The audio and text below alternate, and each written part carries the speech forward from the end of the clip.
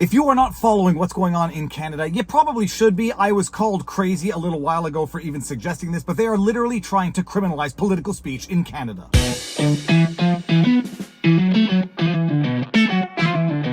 Viva Frei, former Montreal litigator turned current Florida rumbler, in my home office for another vlog. I've said a few things over and over again, and they become truer and truer as time goes on. 1, the slippery slope is not a fallacy. It is a strategy. 2, and it's the banner in my Twitter profile, they are literally trying to criminalize freedom, and Canada took one more step in that direction. They are literally trying to criminalize political speech, political disagreement up in Canada. If you don't believe me, trust me, I will have convinced you by the end of this vlog. I was recently in Ottawa a couple of weeks ago as a panelist at the CSFN, that's the Canada Strong and Free Network, and I was warning about the excessive amount of legislation coming out of Canada regulating speech, the impact that it's going to have on free speech and on censorship. Some people might have thought that I was a little hyperbolic, over the top, that these laws might be necessary, that they might have a laudable purpose, even if they go a little too far sometimes. Well, we've got another law coming out of Canada, and it does nothing shy of criminalize political disagreement, political speech, and it is another law, a totally unnecessary law, to regulate that which the existing laws in theory already regulate, and the sole purpose of this is to limit political speech in Canada. But the other thing is, going back to what you said earlier, that you do identify problems. And then one of them you identified was revenge porn, which seems to me, I can see that's a problem. I would also argue that there already exist laws to deal with that, such that you don't need new ones. Bullying online, this is going to sound very mean. You don't have the right to go online and think you're not going to get bullied. And if you want kids to not get bullied online, have their parents watch what they're doing online. Laws to protect children from bullying online is a doomed proposition that will only be used against politically disfavored speech, period. But they're going to throw the kids in there.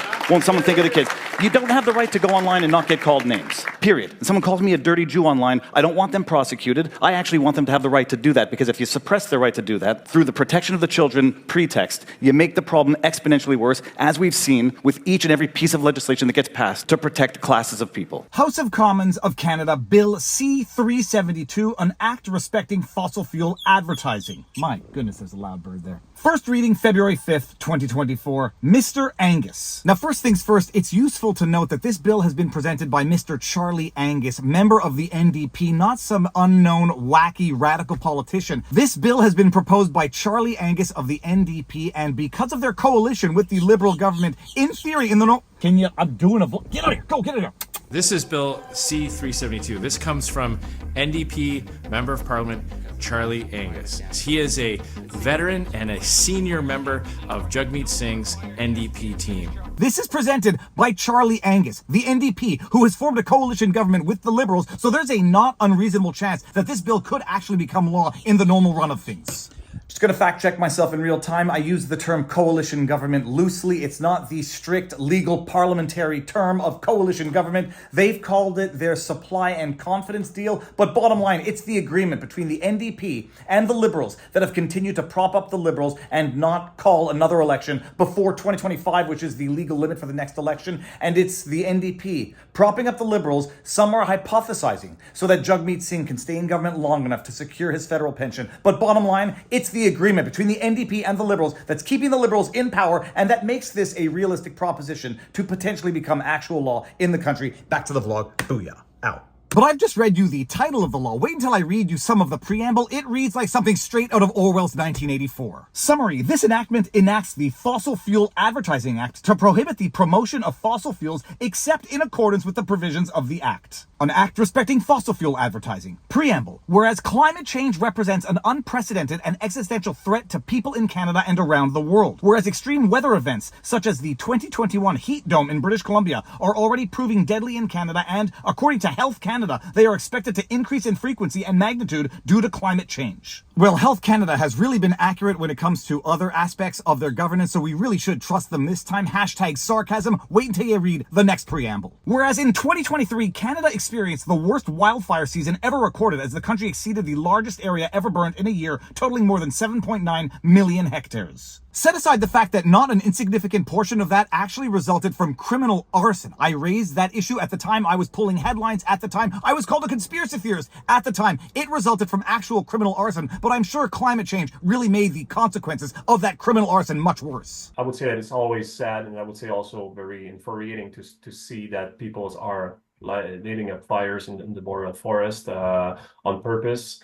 Of course, that's very sad. This happened, but of course, the conditions, the weather conditions, were very fire conducive this year, and so notwithstanding the cause of the fire, if it's an arson, if it's a accidental fire, human caused fire, or natural fires, conditions have to be very conducive to have the kind of fires that we had this year. Saying that the climate change was not involved in those fires, even if they are arson, human cause, or natural, is kind of intellectual dishonesty, I would say. And it has been already proven that those conditions that happen in Quebec were at least twice likely to occur because of climate change. So yeah, that's very important to say. Whereas the protection of the environment is a valid use of the federal criminal law power. Whereas air pollution caused by fossil fuel leads to millions of premature deaths globally, including tens of thousands of premature deaths in Canada alone, and is a major cause of cancer, respiratory illness, adverse pregnancy outcomes, children's diseases, and cardiovascular symptoms. Well, they found a culprit for all of those unexplained cardiovascular issues coming out of Canada. I joke, because if you don't laugh at this, you're gonna cry about this. It's ridiculous. Wait until I get to the most obscene provision of this proposed law. Don't worry, they say. Don't be a conspiracy theorist, they say. This is only going to apply to the advertising of fossil fuels, right? As if we don't already have laws for false advertising. Don't worry about it. It's not going to apply to regular political speech. Oh wait, what does that Section 8 of the proposed bill actually say? Manner of promotion and prohibited elements. Section 8. It is prohibited for a person to promote a fossil fuel or the production of a fossil fuel, A, in a manner that states or suggests that the fossil fuel, its production, or its emissions are less harmful than other fossil fuels, their production, or their emissions. B, in a manner that states or suggests that a fossil fuel or the practices of a producer or of the fossil fuel industry would lead to positive outcomes in relation to the environment, the health of Canadians, reconciliation with Indigenous peoples, or the Canadian or global economy, or, and it goes on. Pay attention to that provision of you are prohibited from saying it might have positive outcomes with respect to the reconciliation with Indigenous communities. Just bookmark that for a second, because we need to see the penalties first before we get into how absurd this provision, this proposed bill actually is. General offense, Section 19. Every person who contravenes Section 8 is guilty of an offense and liable on summary conviction to a fine not exceeding $500,000 or to imprisonment for a term not exceeding 2 years less a day, or to both. Summary conviction, $500,000 and or 2 years in jail less a day. This is mind-blowing, and that's not even the worst sanction in that law. There are other penalties that are up to $1 million of fines and 2 years less a day in jail. That's it. Summary conviction. You said something promoting fossil fuels, suggesting it might have a positive outcome on the Indigenous community, on reconciliation with the Indigenous community, $500,000, 2 years less a day in prison for you. And why? Because this is Canada under the Liberals with a capital L, the NDP with a capital N, the New Democrat Party. That world looks a whole hell of a lot like tyranny. This is so absurd that even Jordan Peterson had to retweet it, or I should say especially Jordan Peterson, because Jordan Peterson knows firsthand how tyrannical the laws of Canada are. They have basically criminalized the practice of psychology. They have basically told Jordan Peterson he's got to go to re-education camp because he put out tweets that the Order of Psychologists don't like. And while we're on the topic of suppressing freedom of speech and criminalizing political speech, let's circle back, as Jen Psaki would say, to that prohibition on suggesting that the production of fossil fuels might have a positive outcome on the reconciliation with the Indigenous communities. Why? Because that's been a debate. That's been a political question, or I should say a political reality, for years. By way of example, from Made the Canadian Way, February 22, 2023, more Indigenous communities are taking the lead in oil and gas. A growing number of Canada's Indigenous communities are becoming owners of oil and gas projects.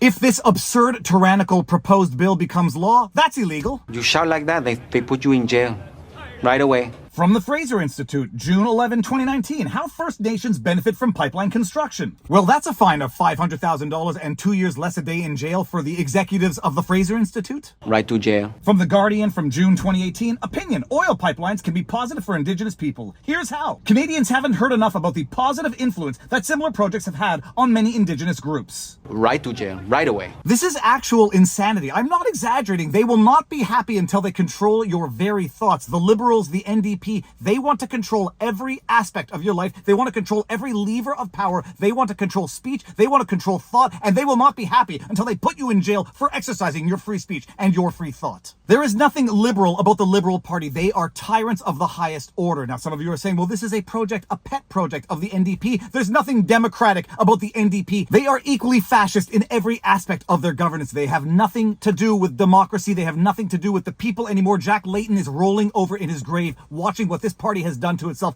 They are tyrants, pure and simple. Or I should say more accurately, they are aspiring tyrants because they haven't yet put this bill into law. But my goodness, having seen what Justin Trudeau has done in Canada, the NDP is following the lead. As I said in my panel at the Canada Strong and Free Network, this is the government fabricating a problem so they can enact new legislation, more legislation, whereas existing legislation already would cover false advertising as relates to fossil fuels. They are enacting more legislation so they can exercise more control, so they can criminalize disfavored political speech, and they are doing it in real time for the entire world to see. You'd better pay attention, America, because this starts north. And then it trickles down south. Well, I don't feel any better, but I feel a little better. But I hope at the very least you now know a little bit more about what's going on in the world around you. Pay attention, people, because it happens slowly and then it happens all at once. And if you like what I do, you know what to do. Like, share, subscribe, hit the notification bell. Viva Frei on Rumble, Viva Frei on Twitter. VivaBarnesLaw.locals.com for the best above average community anywhere. $10 a month or $100 a year at the discounted rate. VivaBarnesLaw.locals.com. If you can't support, just share away. That helps more than anything. But more important than any of this, get outside, exercise, eat healthy, sunlight, talk to people in real life, and now you know your vlog. Peace out, peeps.